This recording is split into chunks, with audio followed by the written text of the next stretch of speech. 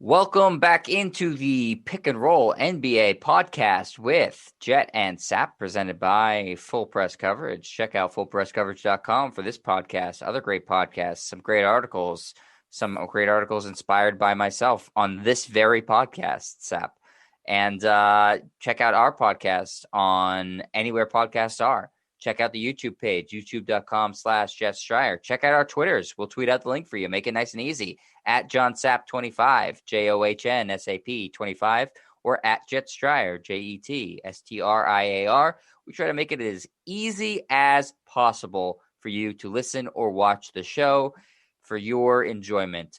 Sap, when you're talking about this NBA season, biggest surprises got to be the Knicks, right? How the Knicks have played this year, I think, has shocked pretty much everybody. Anybody who was an NBA prognosticator, I don't think was expecting the Knicks to even sniff the playoffs, let alone be the 4 seed, which is where they are right now. So would you say that they're the biggest surprise team of the season?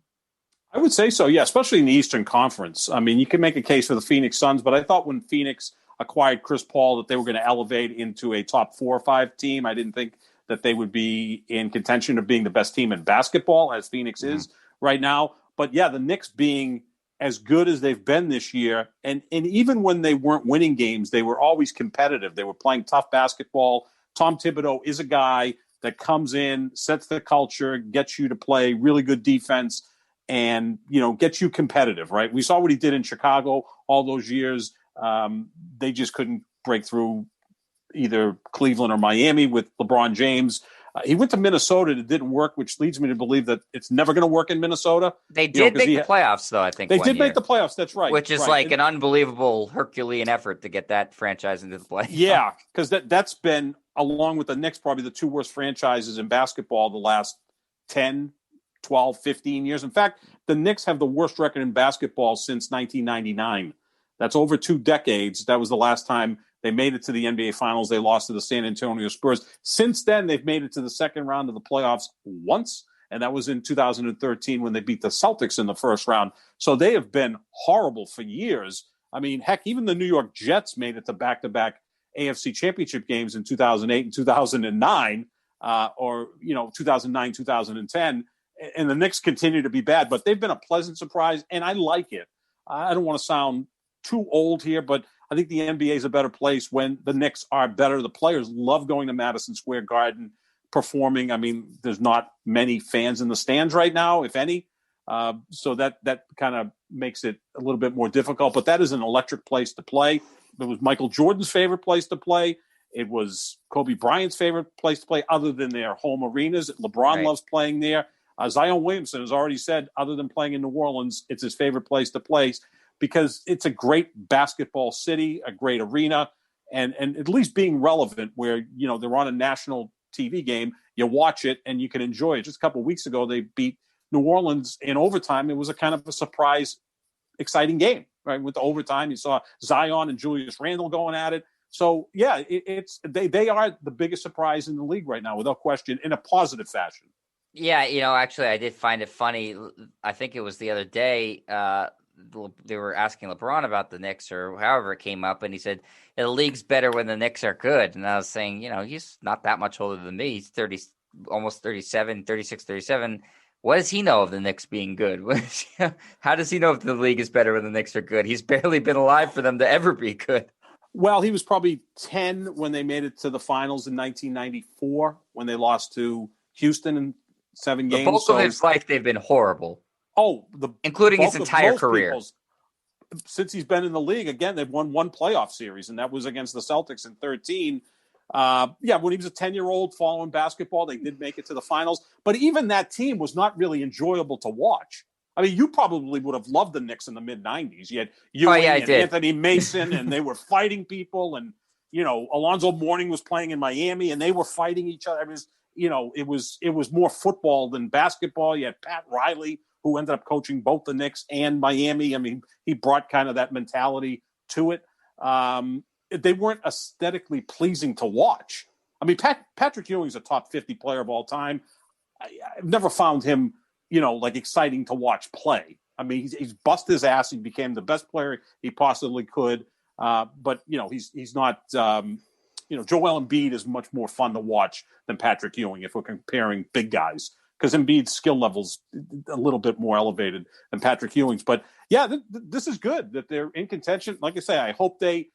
I mean, I know you want to see the Celtics, or maybe you don't want to see the Celtics advance in the playoffs, but I think if the Knicks are the 4 seed, win their first round, that'd be exciting for the league. And then you'd have, how would it be, Knicks playing Brooklyn in the second round of the Eastern Conference Finals? That would be pretty cool. I mean, it'd be exciting. They get swept. I don't think it would be much of a series. Probably get swept. I'd give them a chance to win one game because Brooklyn, maybe take a checked game out off for one game. Yeah, and the Knicks are going to show up, right? They're going to show up.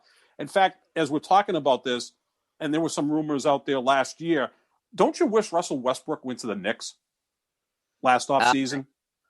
If they could have made it work. It'd be very interesting. Yeah, it would make it more interesting with him on the Knicks. And yeah, they were supposedly interested in trying to get him, and they may very well be this offseason as well. I do feel like he would fit the Tom Thibodeau methodology really well, which is basically play your good players every single minute of the game and tell them to go balls to the wall. I think that would be fascinating. I mean, and I also get the feeling that Westbrook is going to play on like 3 more teams the rest of his career. Like, I don't think he's just going to end up in Washington. He's going to be a guy that he's still good enough that teams want, but not quite great enough that you can't let go. So I could see him playing somewhere else. Terrible. Right. So people are going to keep trying to get out from under it. Let's push that Westbrook to the Knicks because he's a star. I wouldn't be surprised. That'd be great because he would fit into that. That the New York fans would love him because he bust his ass out there. You put him with Julius Randle. Some of the young players are starting to elevate. Maybe you got something there. Again, now you're playing in an Eastern Conference where Brooklyn has 3 of the top, 12 players in the world. That's going to be tough to beat no matter what. Yeah, and he would be, very much in the Walt Frazier mode of dressing really cool for Knicks games. Yep. So maybe he could do a instead of a jersey swap, like a cool outfit swap with Clyde Frazier, a jacket swap. They would love each other. Actually, the player that plays the most like Clyde Frazier now is James Harden. They kind of get that. In some ways, Harden is smooth, but in some ways, he's jerky. No, Frazier was a great player, as is Harden. Frazier was a great defensive player, too, though. I mean, he had it all. But, I would love to see Westbrook with the Knicks. In fact, you may have, inspired me to yet another column. Okay. I'll take 50% credit for that because you brought it up first. Okay, so, that's good. But you typically I take full percent ownership of the ideas, but this one I'll give you credit for. I owe you a lot of meals at this point. Yeah, you do. But you know what? The way you eat, not a big deal. Nah, it's not going to cost you very much money. No, it's not like feeding me.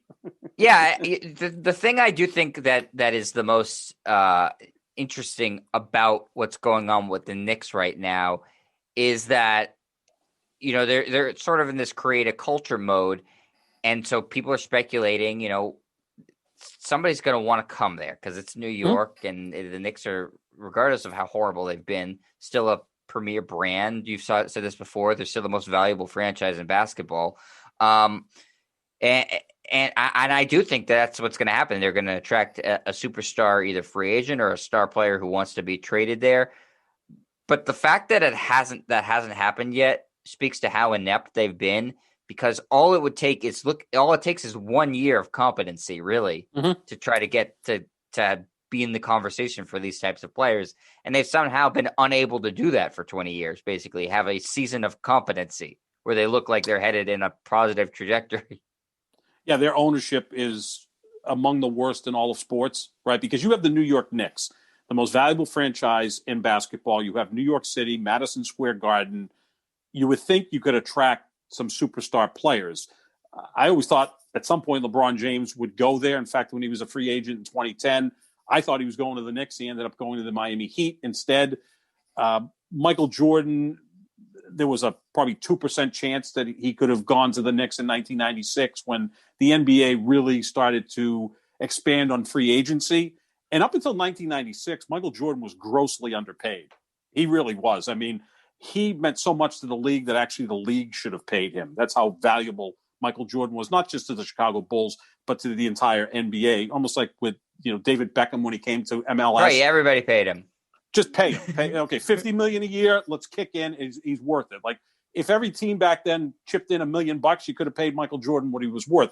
In 96, he did sign a 1-year deal with Chicago, and then the following year, another 1-year deal for in excess of $30 million. That's what he deserved. That wasn't even enough to pay MJ because he meant that much to the league. Same thing with LeBron James. You can't pay these guys enough. When they're on a franchise, the franchise doubles in value. Just look at the Cleveland Cavaliers, which have been irrelevant for most of their existence, other than when LeBron James has been there for 11 years. So, I'm very opposed to that max contract thing. It should pay them whatever the hell they want. There should be no cap on how much you can earn. It's very anti-capitalist, actually. And here we are, both socialists, but we're now talking about favoring capitalism, right? Because why is, and I'm not trying to shit on Mike Connolly, but why is he making the same money as LeBron James or thereabouts? No, there should be no cap on sense. it. If a team wants to pay him $100 million a season, God bless the team. That's their prerogative. Yeah, I mean, what do you think Steph Curry's worth to the Golden State Warriors?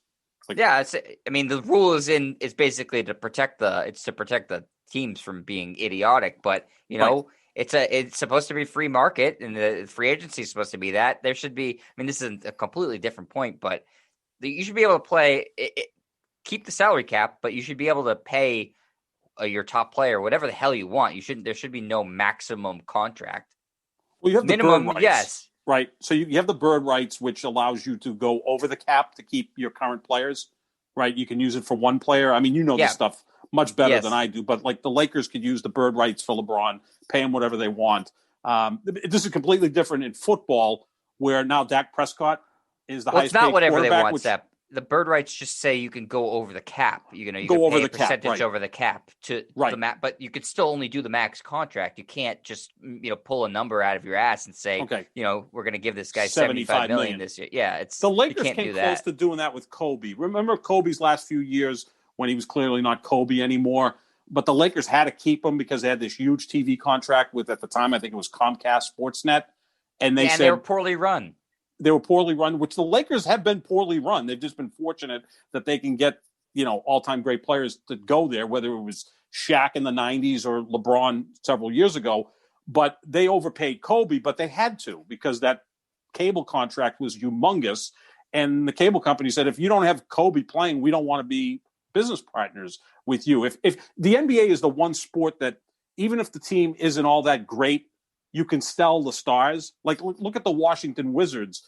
They're still a fun team to watch. They're probably going to barely qualify for the play-in tournament, but they have Russell Westbrook and Bradley Beal. So you want to watch it. Like, is there any team in the NBA that you would see on TV and say, I'm going to shut them off because they really don't interest me, other than maybe Oklahoma City?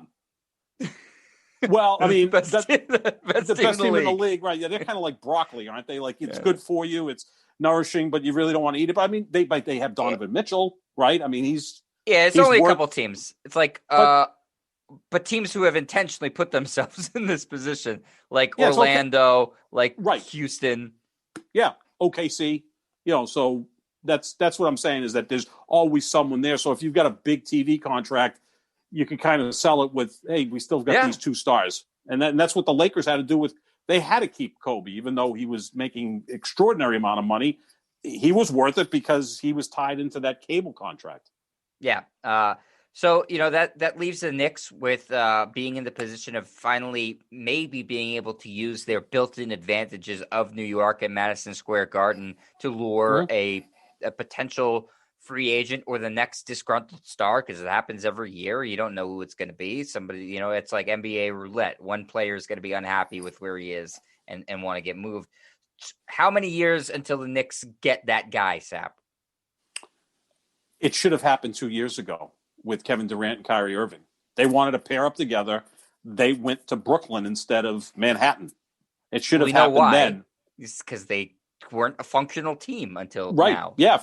And when you looked at that Brooklyn team, they had built a nice culture, which again, Kyrie kind of went and destroyed, right? Because the coach had to get fired, and the way that they were doing things, they were laughed at by mostly Kyrie and maybe a little bit by Kevin Durant. But again, culture's great to get you to a certain level. So the Knicks now have a really good culture with Tom Thibodeau and Julius Randle and doing some really good things. And who doesn't root for Derrick Rose, who's had so many injuries and seems like just such a good kid that I've always rooted for Derrick Rose.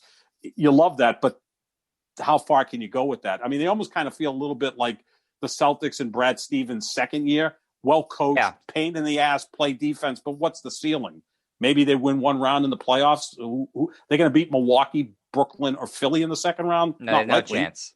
No. So now to get to that next level, which I think the New York sports fans demand, although when you really look at it, the last decade, other than the Yankees, what the hell's going right in New York? I mean, the Giants won a Super Bowl in 2011. I think they've made the playoffs once since then. The Jets are just a complete cluster bleep. Yep. Horrible. You know, the Rangers are irrelevant. They won't even make the playoffs this year. The Mets made it to the World Series 6 years ago. They had this great pitching staff, which half of it's now retired. So New York for all those teams and a great fan base and all that money haven't been able to get to that next level. And the Knicks haven't won a championship yet since 1973. I was 10 years old the last time the Knicks won a championship. And they've only been to the finals a couple times since. So, you know, they have to get a star, but they have to get a superstar. They have a star now in Julius Randle, who just gets better every year, which is a pretty interesting story unto itself. And I loved him coming out of Kentucky. I was hoping the Celtics we're going to talk about him Marcus Smart in a second. I love that player. But again, he can't carry you to a championship. He's not quite at that level. He'd be a good number 2 or 3 guy. So they've got to get the superstar. And they had the chance 2 years ago with Durant and Kyrie, but they went to Brooklyn instead. LeBron's not going to New York, I don't think. If he leaves the Lakers, is he going to go to New York? Who else is there? Is it James Harden? Can be a free agent at the end of next year. Is he going to go to New York? And now he's going to play against Kyrie and Durant in the same city.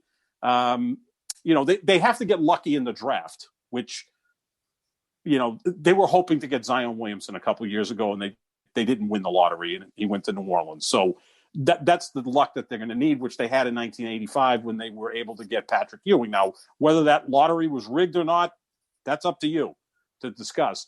But they're going to have to nail someone in the lottery, and it's going to have to be one of those incredible players because, you know, the lottery last year, you got Anthony Edwards, who I like a lot, but he's not a guy who's going to carry you to a championship, I don't think. They need that type of player. I think most people are thinking, you know, Towns is a guy that looks like he could definitely shake loose, but I agree. He's probably not the guy that can then be the best player on a championship level team. No. How about this for you, Sap? Philadelphia loses in the second round. Does Joel Embiid potentially shake loose and say, I want to go play in New York, or does New York become a trade partner for them? That would be quite interesting. I mean, you wouldn't normally think that the Knicks and 76ers would make a trade. And do you give up on Embiid if they lose, or do you give up on Simmons? Because I'm saying, does Embiid say, I'm done? Yeah, because that's what the star players do now in the NBA, right? They get frustrated. You know, Aaron Rodgers is not the only athlete that says, I can't win with what I have around me. Send me elsewhere. I don't want to play here anymore. Yeah, that would be an interesting move. You know, I don't want to piss off Celtic fans, but Jayson Tatum in 2 years, if this continues to be a mediocre destination, does Tatum say, I don't want to play here anymore? And is even Tatum a great enough player to put the Knicks over the top? There's only so many of those guys. That way. No, there's only so many of those guys, right? I mean, they're like I always say, every team in baseball has a number one starter, but not every team has an ace. Like every team has a best player. Like Karl Anthony Towns is the best player on Minnesota, but is he an ace? Is he the guy who's going to put you over the top? There's only a half a dozen of those guys in the league, maybe 8. If that, really. If that, right? So I think you got to get lucky in the lottery if you can get one of those all-time great players that come out. And how often does that happen? Once every 5 years? Yeah, and they're not, you know, if they play like this, they're not going to snip the lottery. Right. They're the 4th seed right now. Yeah. So we'll see. It's going to have to be in free agency, or it's going to have to be via a trade. But at least they've put themselves in an advantageous position where they don't look like a complete mess. And as long as the ownership stays out of it, you know, they should maintain that sort of culture that Thibodeau's built. I will say this, though. When it's ended with Thibodeau in the 2 places prior, Minnesota and then before that, Chicago, it has not ended well. No. I think he burns out players eventually because he just is such an aggressive style. So they do kind of have to – they have to make a little bit of hay here while the sun's shining and while it's working under Thibodeau. Is he a great recruiter either? Do you think star players go, I got to go to play with the Knicks because of Tom Thibodeau? I have no idea. Like, I mean, it's not probably not.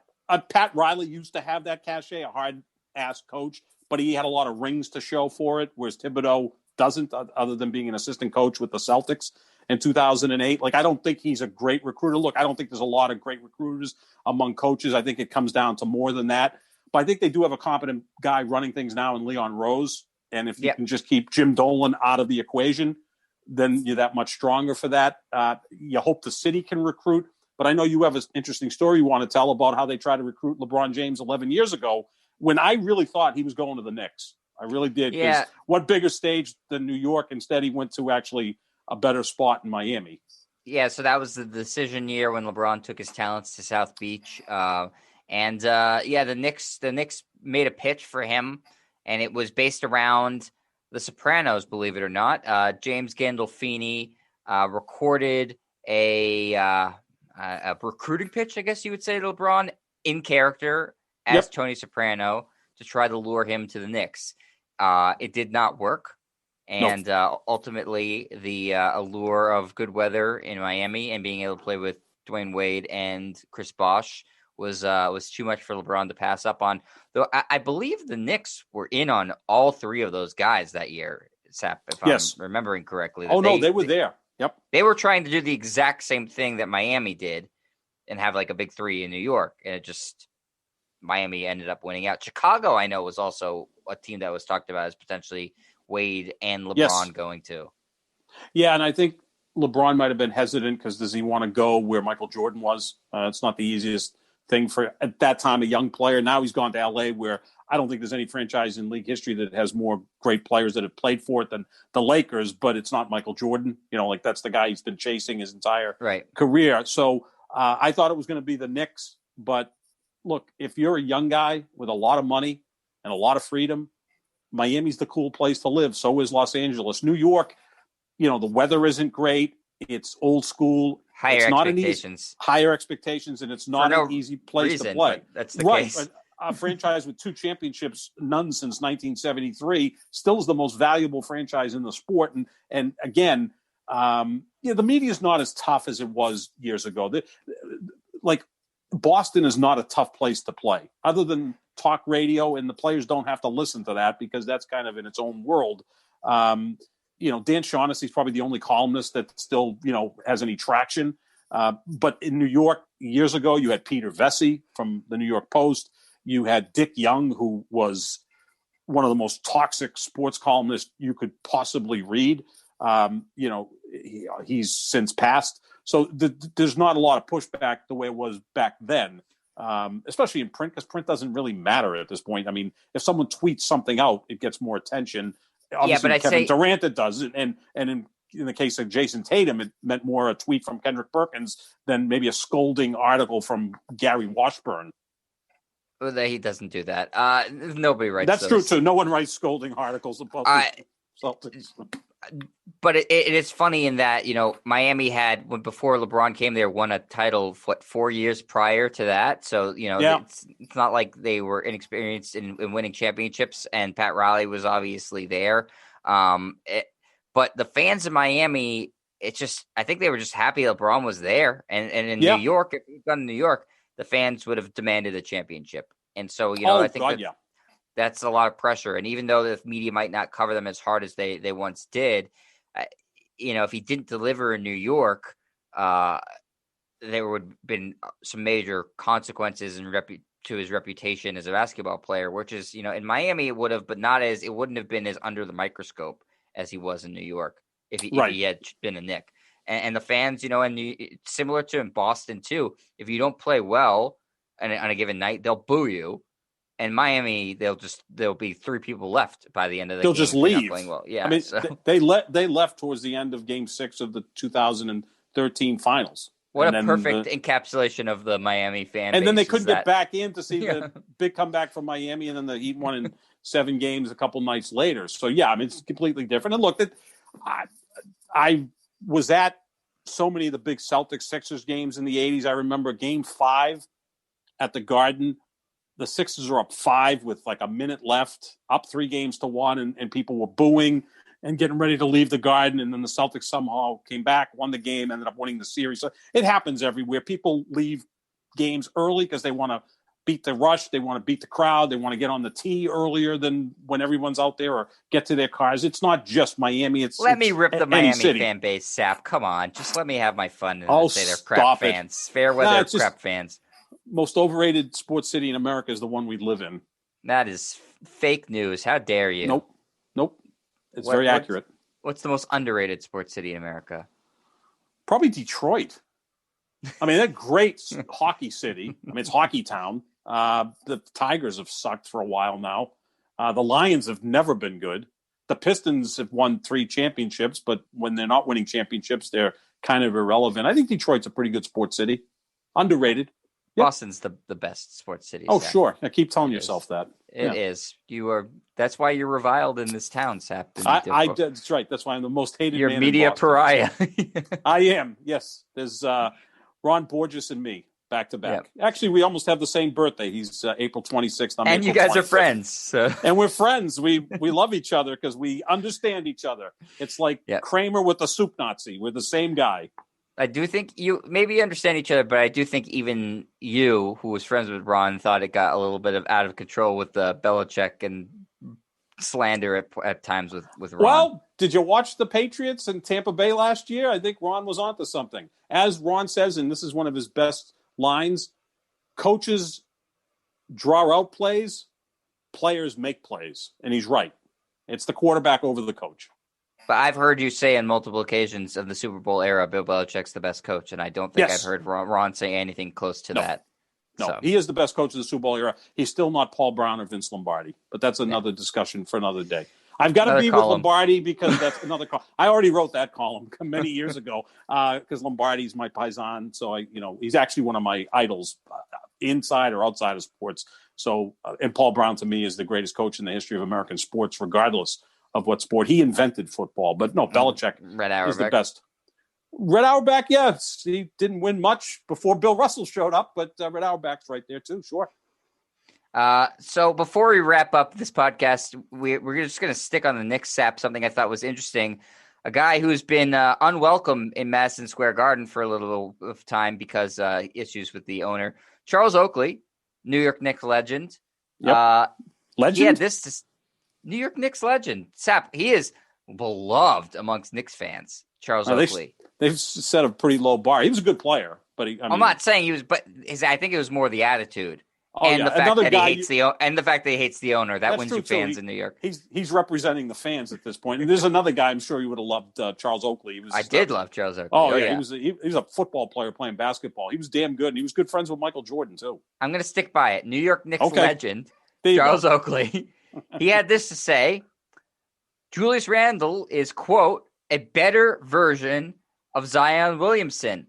I think Randle's a better version of Zion Williamson because he can do more. Zion is just hype in the league, but in the playoffs, he'll be just like the Greek Freak. They'll have the wall for you. First of all, Zion's got to get to the playoffs. That's what Charles Oakley had to say on Sirius XM NBA radio.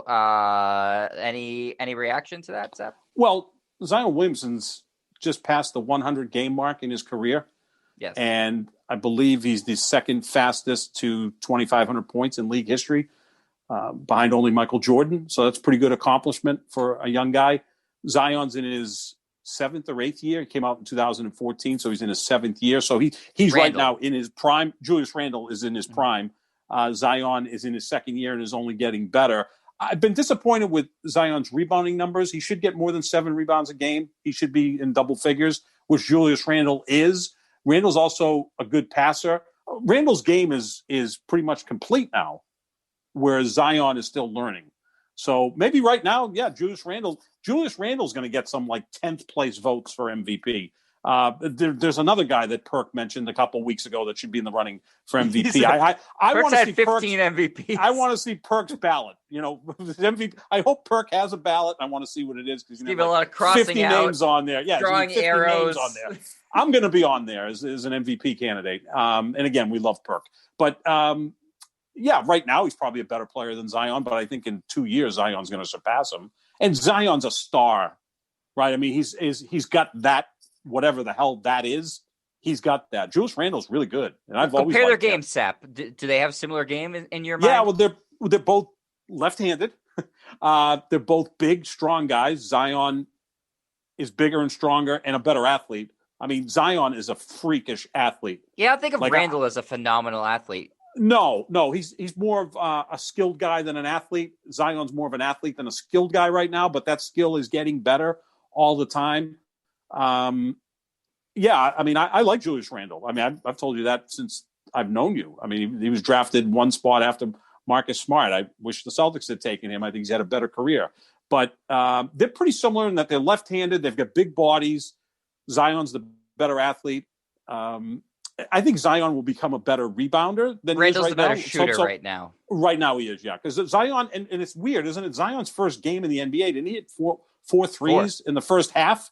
Yeah, I think 4 in a row or something like that. 4 in a row. I'm like, wow, if this guy starts hitting threes, who's going to stop him? And he stopped taking them. And again, I'll say this for I think I've said this every podcast we've done. I know where you're going. Stan Van Gundy is not the right coach for the New Orleans Pelicans, nor is Stan Van Gundy the right coach for anybody. Thibodeau's a hard ass, but Thibodeau is a better coach than Stan Van Gundy. We can agree on that. So I think that's the issue. I can't see how Stan Van Gundy makes it past this year. If they're not even close to the playoffs or even the play-in tournament. No, they're not going to make the play-in. No. Yeah. So with 2 All-Stars, Zion, I mean, no, Brandon Ingram didn't make it, but he's made it last year. He's a borderline All-Star. And you get, Lonzo's played pretty well when he's been healthy. You get Josh Hart. You got, Steven Adams is still a beast down low, although, not what he was 5-6 years ago. So I think the coaching may have something to do with it. They have the same record as the Wizards, Sap. Yeah, and you can make a case the Wizards have kind of disappointed too when you think of Westbrook and Beal, that team should be better. But yeah, I think Zion will end up having a better career than Julius Randle without question. I think he's going to be the face of the league in 5 years. Julius Randle's had a really nice career and now is playing better every single year, which I give the guy credit for. He does deserve a lot of credit for that. Every year. He gets better. Yeah, he gets better. And I love that in a player. It's all of a sudden 7 years in the league and you go, isn't this the guy the Lakers had that they moved on from, who had a broken leg early in his career and then went to New Orleans? I think the first game of his career. I think it was the first game.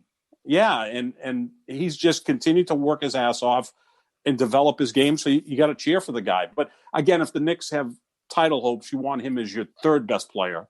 RJ Barrett is starting to play better. Yeah, I like Barrett. I like that player. I love Derrick Rose. I mean, if you could turn the clocks back 10 years and have that Derrick Rose on this Knicks team, now you'd be having a different conversation. But, I mean, I think in the end, Zion's going to be the better player. He's still a work in progress. He's so young.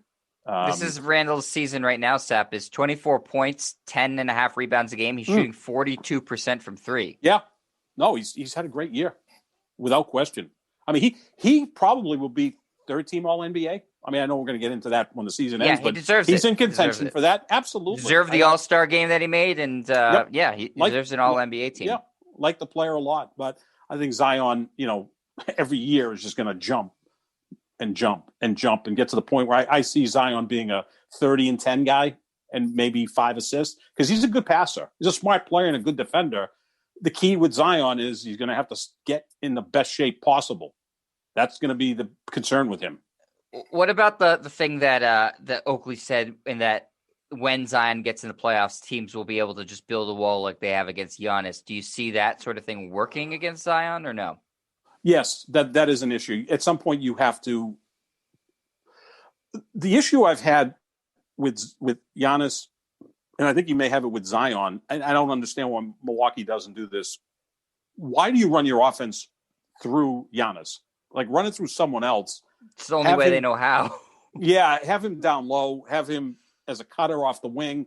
Like, he's not LeBron James as a creator. I mean, LeBron, early in his career, they would dare him to shoot, but he was such an accomplished passer, and he just had more ways of going to the basket. I mean, he's ambidextrous.